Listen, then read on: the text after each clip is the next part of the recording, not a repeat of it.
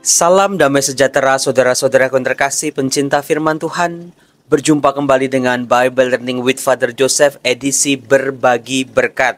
Belum apa-apa aja saya sudah mau berbagi kepada Anda. Apa yang saya lihat di depan saya ini adalah pemandangan dari Labuan Bajo. Saudara-saudaraku yang terkasih, hari ini gereja lagi-lagi merayakan sebuah peristiwa sangat besar, yaitu Hari Raya Tubuh dan Darah Kristus. Apakah Anda tahu saudara-saudara bahwa santapan rohani yang diberikan oleh gereja kepada kita sungguh luar biasa, yaitu tubuh Kristus sendiri, tubuh Tuhan sendiri yang kita santap. Itulah yang membangun kerohanian kita, yang menguatkan kita setiap hari supaya kita pun kuat. Kalau orang nggak makan, itu bisa jadi lemes. Demikian juga kalau orang tidak komuni, tidak merayakan ekaristi, dia pun akan merasa lemah kerohaniannya. Kalau kerohaniannya lemah, badannya pun akan ikut lemah. Harapannya pun juga akan menguap seperti uap air. Maka dari itu saudara-saudara, sungguh luar biasa warisan iman, warisan rohani yang diterima oleh umat beriman. Siapa yang pada hari ini, setiap hari raya tubuh dan darah Kristus, mengingat kembali, oh ya Romo, kayaknya 20 tahun yang lalu, 30 tahun yang lalu, 40 tahun yang lalu, saya terima komuni pertama. Ayo siapa? Silakan tulis di kolom komen. Atau yang hari ini anak-anak Anda menerima komuni pertama. Sungguh luar biasa. Dulu saya waktu kelas 3 SD biasanya oleh sekolah saya menerima komuni pertama, itu deg-degan. Waduh, nanti kayak apa ya nerimanya? Nah, saudara-saudaraku yang terkasih, izinkan saya meskipun saya bukan ahli liturgi, tetapi saya mau berbicara sebagai imam soal sikap badan kita ketika menerima komuni kudus. Seringkali saya yang membagi komuni itu seringkali merasa terganggu karena apa? Karena umat saya begini. Itu meskipun tidak dilarang, tetapi bagi saya yang mau berbagi, apalagi ada si Bori di tangan kanan saya atau di tangan kiri saya, itu bisa was-was, takut-takut nanti kejeduk. Itu yang pertama. Ambillah sikap hati yang pas. Yang penting hatinya juga yang terungkap dalam sikap badan. Cukup tangan di dada, cukup menunduk seadanya. Tidak perlu terlalu dekat dengan imamnya, tidak perlu juga terlalu jauh dengan si pembagi komuni. Karena kalau terlalu jauh, saya yang membagi komuni itu jauh banget. Atau kalau terlalu dekat, saya juga risih. Jadi sikap yang pas. Kemudian juga banyak sekali orang mau mau berbaris menerima komuni, itu malah matanya ke kiri, ke kanan. Kadang-kadang saya juga lihat senyum-senyum sama yang lain. Saudara-saudara yang terkasih, yang mau kita terima adalah Tuhan sendiri, tubuh Tuhan sendiri. Maka hati kita, pandangan kita, pikiran kita, semua arahkan pada Tuhan, jangan kepada yang lain. Nah, lalu yang ketiga, karena efek pandemi ya, waktu itu sebelum pandemi, waktu pandemi kita tuh kalau terima komuni kan harus pakai desinfektan dulu. Nah, seringkali kalau saya misal di lingkungan-lingkungan, itu umat begitu saya mau bagi komuni langsung sibuk sama desinfektan.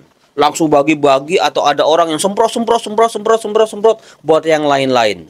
Waktunya saudara-saudara terlalu dekat dengan menerima komuni. Karena apa? Ketika menerima komuni tangannya masih basah. Masih basahnya sama desinfektan, sama alkohol. Itu yang menurut saya belum pas. Jadi silakan pakai hand sanitizer, tetapi jangan terlalu dekat. Misalnya begitu di barisan baru Anda pakai, itu tangannya masih basah. Semoga hal-hal sederhana ini, saya bukannya mengkritik atau menyalahkan apa yang diperbuat oleh umat beriman, tetapi alangkah baiknya kita punya perhatian yang lebih fokus lagi sebelum menerima komuni. Tetapi yang paling penting dari semuanya itu adalah soal kesiapan hati. Mengampuni, hati yang damai, ada sukacita, ada iman, harapan, dan kasih dalam kehidupan kita. Karena ini menjadi titik berangkat yang sangat penting. Apakah tubuh Tuhan yang kita terima betul-betul menjadi kekuatan rohani, kekuatan dalam kehidupan kita? Maka siapkan dengan sungguh-sungguh. Saya jadi ingat saudara-saudara bahwa semua kejadian dalam hidup kita pasti ada maksudnya. Apa yang mau dikatakan oleh Romo Yosef? Jadi dalam kitab Ulangan, ketika Musa menjelaskan apa yang dimaksud oleh Tuhan dengan memberikan kelaparan di tengah-tengah umat Israel di padang gurun, Tuhan mau menguji maksud hati manusia supaya manusia bisa mengandalkan Allah. Bukan mengandalkan hanya makanan, minuman, harta benda, material saja, tetapi mengandalkan Allah. Bahwa Allah lah santapan utama yang sangat dibutuhkan, yang paling dibutuhkan oleh manusia. Kemudian juga saudara-saudara, di situ Allah mengatakan, "Aku membuat engkau lapar dengan maksud dan tujuan." Dari sini kita bisa belajar bahwa semua peristiwa dalam kehidupan kita, senang, sedih, susah, gembira, sukses, berhasil, terpuruk, kita terangkat karirnya, semuanya ada maksud Allah di balik itu semua. Saya jadi mau cerita pengalaman saya di Lanciano. Lanciano adalah sebuah kota di Italia di mana waktu itu pernah terjadi mukjizat Ekaristi. Kalau tidak salah, mukjizat Ekaristi yang pertama yang bisa didokumentasikan, yaitu seorang imam. Dia Ekaristi setiap hari, mungkin bosen, mungkin juga lagi sibuk, mungkin juga nggak sampai masuk ke hati, lalu dia menjadi ragu-ragu. Apakah betul roti dan anggur yang dikonsekrasikan, yang diubah dalam Ekaristi betul-betul sungguh-sungguh menjadi tubuh dan darah Kristus? Dia sendiri ragu. Saudara-saudara, kalau imamnya sendiri ragu, itu bagaimana umatnya nanti? Nah, waktu itulah saudara-saudara, imam yang ragu-ragu ini diberi mukjizat oleh Tuhan sendiri, di mana di tengah-tengah perayaan Ekaristi, ketika dia mengadakan doa syukur agung, betul-betul hostinya menjadi daging, anggur menjadi darah Kristus. Siapa yang pernah ke Lanciano? Kalau Anda punya rezeki, silakan Anda bisa jalan-jalan ke sana dan melihat sendiri. Nah, yang saya mau katakan begini, saudara-saudara. Pada waktu itu saya baru beberapa bulan tinggal di Italia. Saya di Italia itu sekitar tahun 2008 waktu itu, saya ingat. Waktu itu teman-teman pergi semua karena hari libur. Karena saya belajarnya di Biblikum, saya harus belajar. Tetapi karena belajar terus lama-lama juga bosen. Saya merasa, ya ampun Tuhan, kok hidup saya cuma belajar doang ya jadinya. Di Italia, teman-teman semua yang nggak belajar kitab suci itu bisa jalan-jalan, bisa plesir-plesir. Kenapa saya harus belajar terus? Saya pernah cerita saya harus belajar bahasa-bahasa kuno, itu membutuhkan waktu. Alhasil saya tinggal di asrama, hanya sedikit mahasiswa yang tinggal di asrama. Kemudian ini saudara-saudara, ketika saya bosan, ketika saya jenuh dalam belajar, ketika saya, kok hidup saya kok begini amat ya. Ada seorang teman saya berasal dari Myanmar, dia tanya begini, "Yosef, kamu kosong nggak hari ini?" "Besok kosong." "Kosong? Saya udah belajar kok." Apakah kamu mau ikut dengan saya pergi mengunjungi seorang teman?" katanya. Lalu saya bilang, mau. Daripada di rumah terus. Nah, ternyata teman saya seorang imam ini dari Vietnam, dia pergi ke mengunjungi saudaranya dan dekat dengan Lanciano. Saya waktu itu nggak tahu apa-apa, Lanciano itu apa sih? Nah, setelah saya googling, saya cari-cari, ternyata Lanciano adalah tempat mukjizat Ekaristi. Saya lihat di YouTube, waduh ini penuh sekali pasti. Karena itu menjadi tempat wisata atau tempat peziarah-peziarah yang mau melihat langsung mukjizat Ekaristi. Anggur, roti berubah menjadi tubuh dan darah. Saya sudah pesimis saja saudara-saudara. Waduh hari itu tuh gimana? Saya harus ngantri-ngantri gimana ini? Tapi ini saudara-saudara yang terjadi. Saya baru ngerti. Kenapa? Kenapa Tuhan membuat saya belajar. Lalu di hari itu saya kosong, saya langsung bisa pergi ke sana. Karena memang hari itu adalah hari khusus. Tidak ada satu orang pun di dalam gereja ketika saya masuk ke gereja Lanciano. Saya celingak, kok sepi ya, nggak ada orang ya. Apakah benar ini tempat tujuan para peziarah? Tetapi Tuhan sudah mengatur semuanya saudara-saudara. Tidak ada antrian pada waktu itu. Bahkan hanya saya dan teman saya yang ada di gereja pada waktu itu. Alhasil saya langsung datang mendekat. Saya berdoa di depan sakramen Maha Kudus. Karena tubuh dan darah dari mukjizat itu langsung ditahtakan di dalam sakristi gereja itu. Saya langsung berlutut sejadi-jadinya. Saya nangis-nangisnya. Tuhan betul-betul baik. Sebab apa? Kalau saya datang ke situ sebelum-sebelumnya, itu pasti tidak akan bisa lihat dari dekat. Saya bisa melihat dari dekat, ternyata Tuhan sungguh-sungguh baik sama saya. Bukan sekedar mukjizat tubuh dan darah, tetapi saya seorang anak kampung, saya bisa lihat dari dekat, saya berdoa dari dekat. Sungguh sebuah kebaikan Tuhan. Jadi saudara-saudara, yang namanya mukjizat Ekaristi bukan hanya ketika tubuh dan darah sungguh-sungguh hadir dalam Ekaristi, tetapi mukjizat-mukjizat, kebaikan-kebaikan Tuhan yang menjadi nyata dalam kehidupan kita, itulah yang hadir dalam menemani kehidupan kita. Kebaikan-kebaikan Tuhan, mukjizat-mukjizat kecil maupun mukjizat-mukjizat besar. Nah, saudara-saudaraku yang terkasih, ngapain sih Romo Yosef katanya jalan-jalan terus? Sebetulnya bukan jalan-jalan sih saudara-saudara, karena bulan ini kebetulan saya sebagai dosen sudah memasuki masa ujian. Saya tidak mengajar lagi.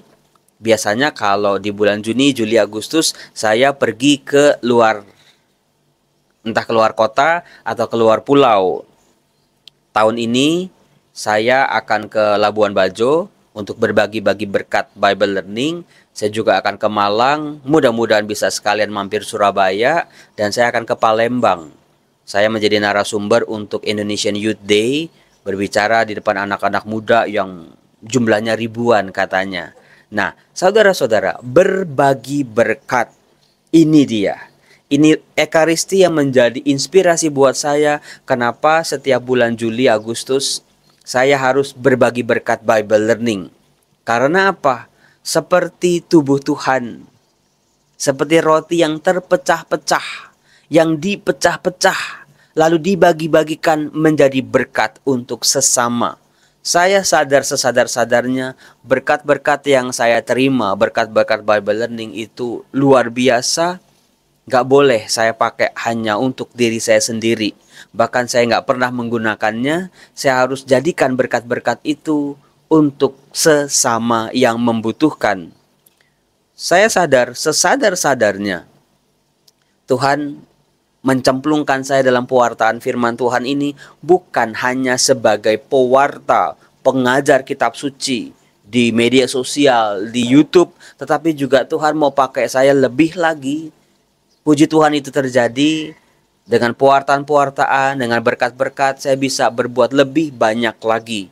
Yang saya tuju biasanya panti-panti asuhan, rumah-rumah sakit, orang-orang yang terlantar, supaya mereka juga bisa disentuh oleh berkat-berkat dari Bible Learning. Dari mana? Ya dari Anda semua.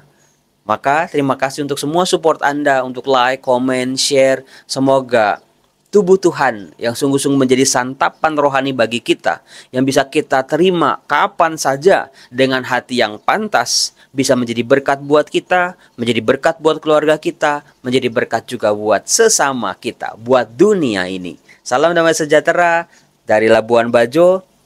Saya mengucapkan selamat Hari Raya Tubuh dan Darah Kristus. Salam.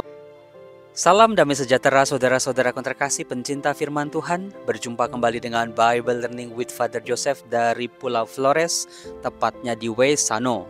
Saat ini saya Romo Yosef sedang mengunjungi sebuah paroki karena kami akan memberkati Gua Maria yang baru selesai dibangun. Nah, paroki ini cukup jauh dari Labuan Bajo. Kami harus berjalan kurang lebih 3 jam. Itu 1,5 jam pakai jalur yang baik, sementara 1,5 jam lain lagi jalannya berliku, maka mobil-mobilnya pun harus mobil yang bagus, yang mobil besar. Saudara-saudara terkasih, sungguh indah ciptaan Tuhan, sungguh indah kasih Tuhan buat umat di sini, luar biasa, tenang, damai. Ini ada geotermalnya, ada permandian air panasnya. Nanti kami akan misa sebentar lagi di aula sepertinya ini. Di belakang saya ini akan ada misa oleh Bapak Uskup Michael Angkur. Anda pasti ingat, uskup dari Keuskupan Bogor. Saudara-saudara, Anda mau nggak ke sini? Mau banget lah Romo. Tapi kalau ke sini harus penuh perjuangan, saudara-saudara. Harus niat, pakai hati. Enggak cukup kalau cuman ya mau seneng-seneng doang, karena jalannya tadi bergejolak, penuh liku, kemudian juga mabok-mabok juga tadi. Maka kalau kesini harus pakai niat, betul-betul pakai niat. Karena apa? Worth it, sangat indah. Lihat tuh, sebuah paroki sebelahnya danau begini. Saya mau nih tinggal di sini nih, tenang, damai, nggak ada perahu, nggak ada yang tangkap ikan. Ada danaunya warnanya hijau, langitnya warnanya biru. Terus bukitnya warnanya hijau tua. Wah, pokoknya luar biasa deh. Tapi dari tadi kok saya belum melihat Gua Marianya ya. Yuk kita lihat Gua Maria. Lihat Gua Marianya seperti apa ya. Kita tanya adik-adik itu di situ. Gua Marianya di mana ya, Dek? Gua Marianya di sana. Oke. Oh, itu.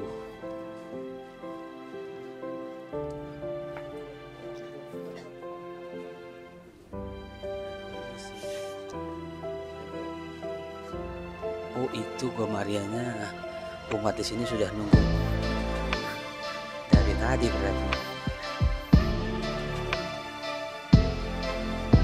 Oh, di sebelah sana belum kelihatan. Bisa nggak ya ke sana ya?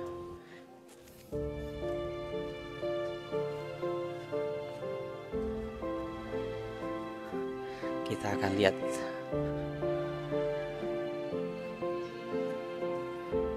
Selamat siang. Oh, itu. Nah, itu Gua Marianya yang mau diberkati. Besar, adanya di pinggir danau. Bagus. Kalau Anda mau ke sini silakan ke sini. Ini ada umat siap-siap untuk misa bersama Bapak Uskup, lalu para romo, dan juga